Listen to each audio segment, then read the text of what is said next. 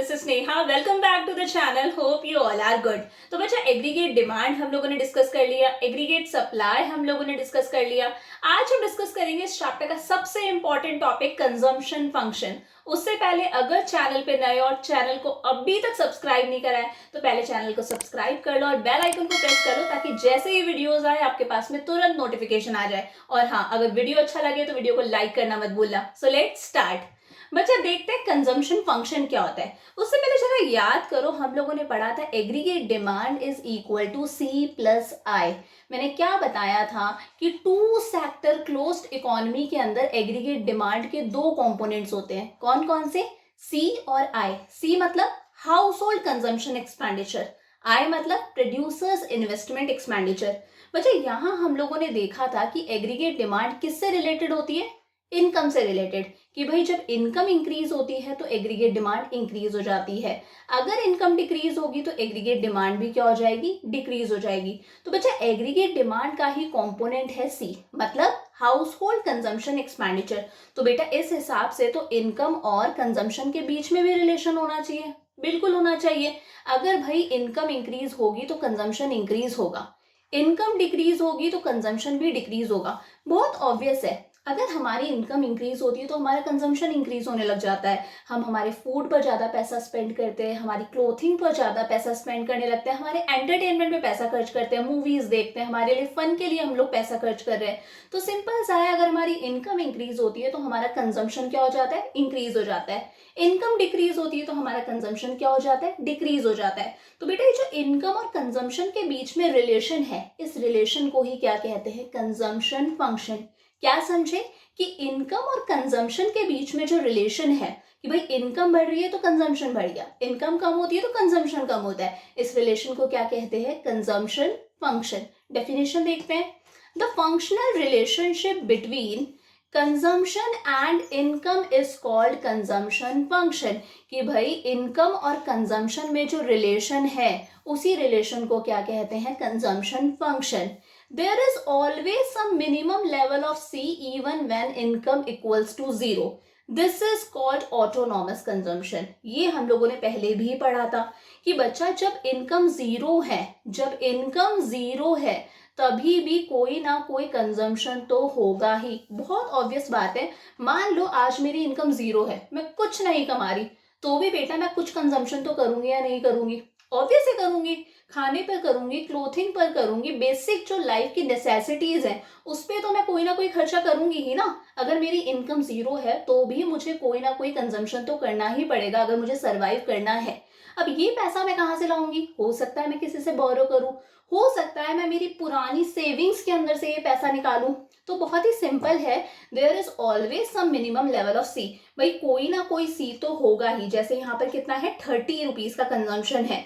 Even when income is zero, income को हम Y से डिनोट करते हैं और इस कंजम्पशन को हम लोग बोलते हैं ऑटोनॉमस कंजम्पशन। क्या कहते हैं बेटा? बहुत इंपॉर्टेंट है। क्या कहते हैं इस कंजम्पशन को? Autonomous consumption. किससे डिनोट करते हैं? सी बार से। तो बेटा ये 30 क्या है हमारे पास में? सी बार। क्या है? C bar, autonomous consumption. आती है बातें समझ में? आगे बढ़ते हैं।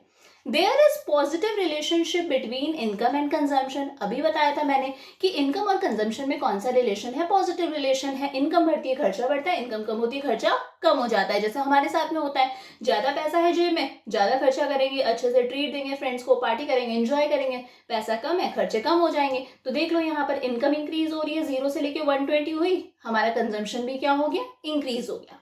आगे देखते हैं।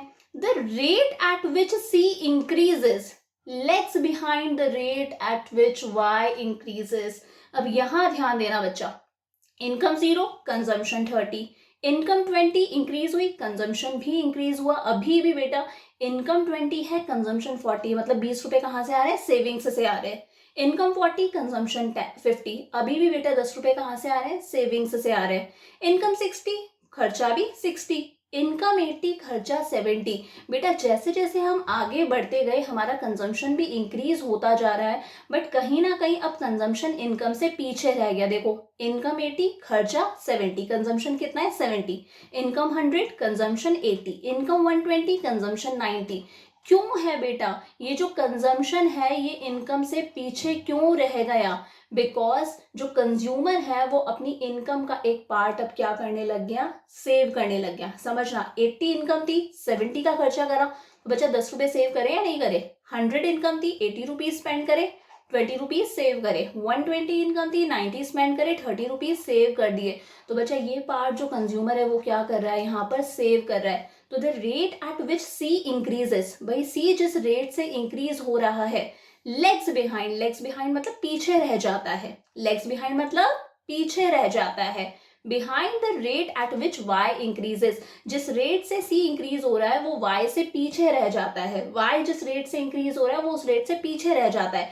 क्यों रह जाता है? Because consumer start saving a part of his और हर इनकम। आती है बातें समझ में? एक बार फिर से देखते हैं कि बेटा इनकम और कंजम्पशन के बीच का जो रिलेशन है उसे क्या कहते हैं? Consumption function. जब इनकम जीरो होती है तभी भी कोई ना कोई कंजम्पशन होता है। ऐसे कंजम्पशन को क्या कहते हैं? Autonomous consumption. किससे डिनोट करते हैं? सी बार से।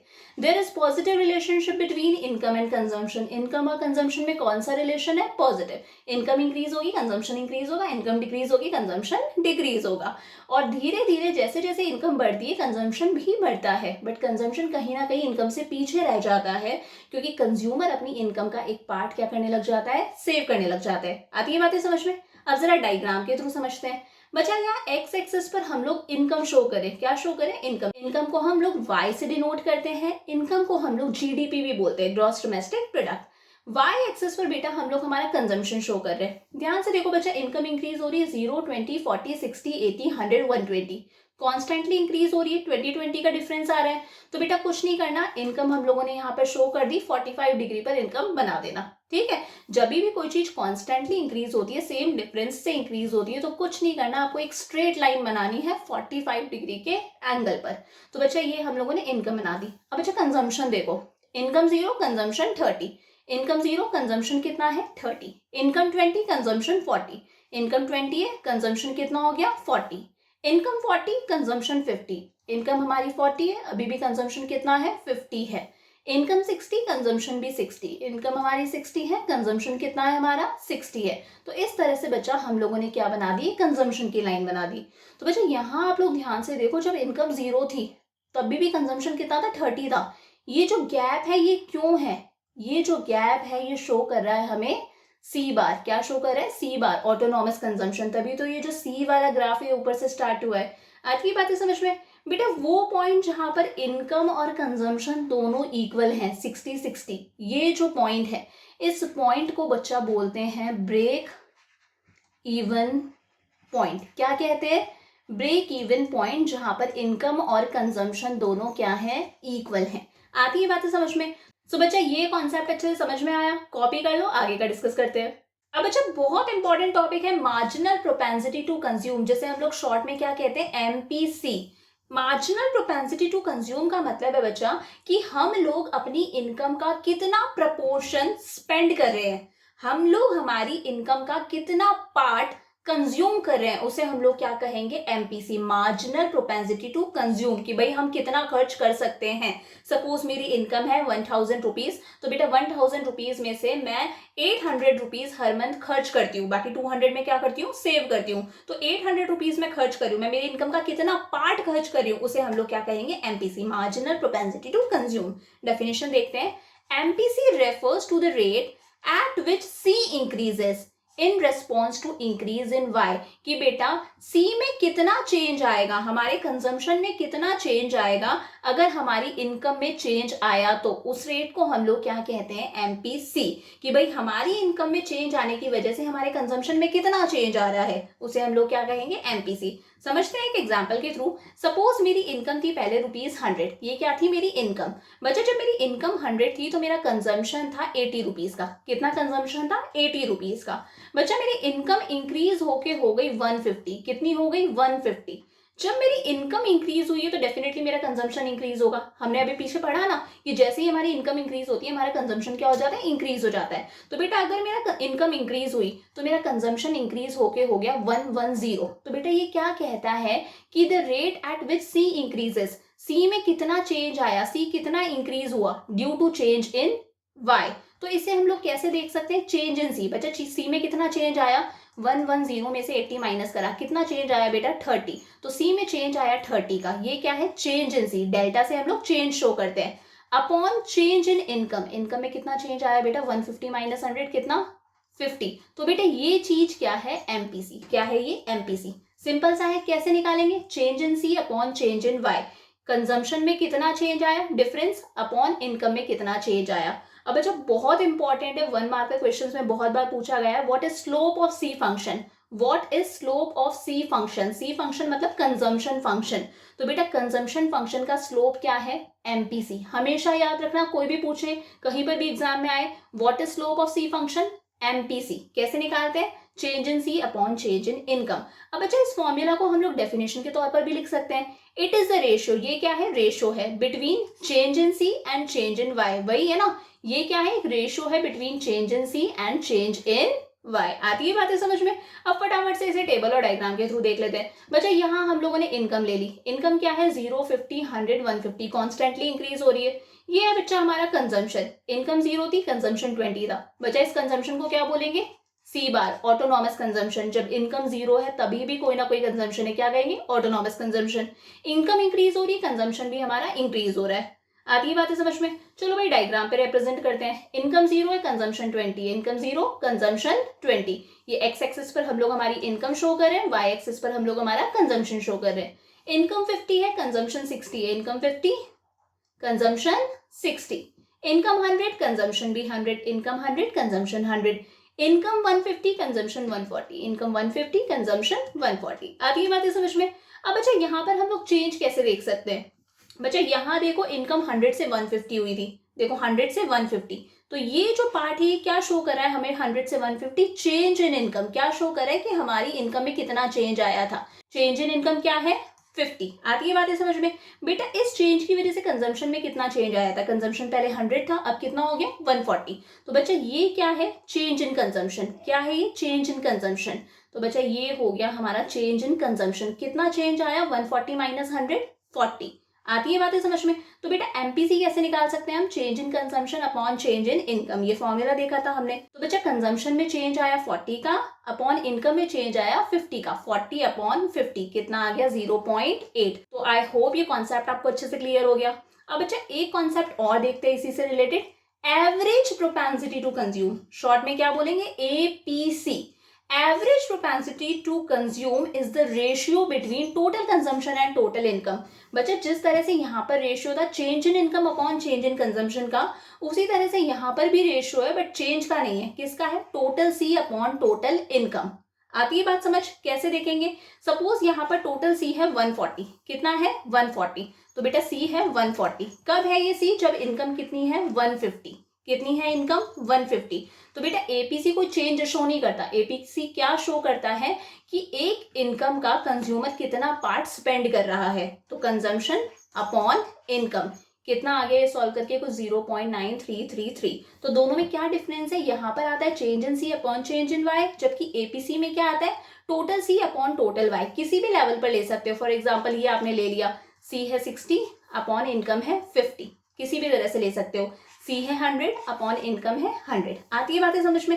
अब एक छोटा सा टॉपिक डिस्कस करते हैं और एक क्वेश्चन डिस्कस करते हैं, फिर आज की वीडियो को एंड करते हैं। Algebraic presentation of C function. बच्चा सी फंक्शन मतलब होता है कंजम्पशन फंक्शन की, कंजम्पशन फंक्शन को हम लोग मैथमेटिकली एल्जेब्रिकली या फिर इक्वेशन में किस तरह से एक्सप्रेस कर सकते हैं। तो बच्चा ध्यान से देखना, C equals to C bar plus B Y, क्या C equals to C bar plus B Y. C मतलब कंजम्पशन, सी बार आप सबको पता है ऑटोनॉमस कंजम्पशन की, जब हमारी इनकम 0 होती है तभी भी हम कोई ना कोई कंजम्पशन करते हैं, उस कंजम्पशन को क्या कहते हैं ऑटोनॉमस कंजम्पशन।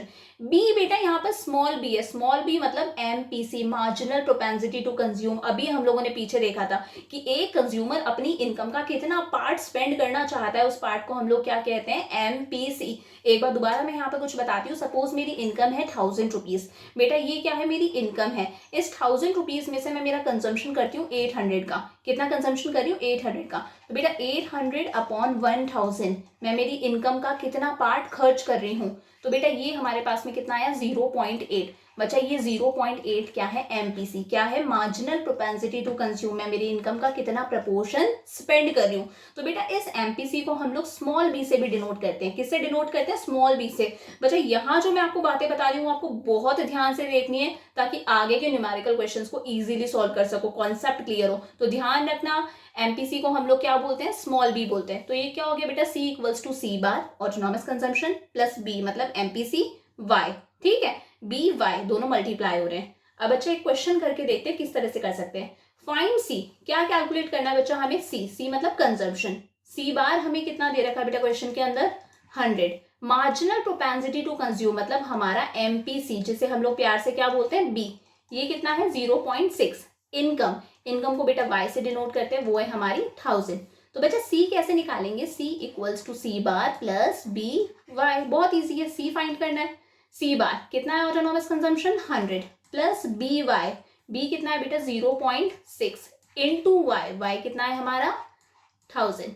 तो बच्चा सॉल्व करते हैं, 100 पहले मल्टीप्लाई होगा, कितना हो जाएगा बेटा ये 0.6 इंटू 1000 हो जाएगा हमारा 600।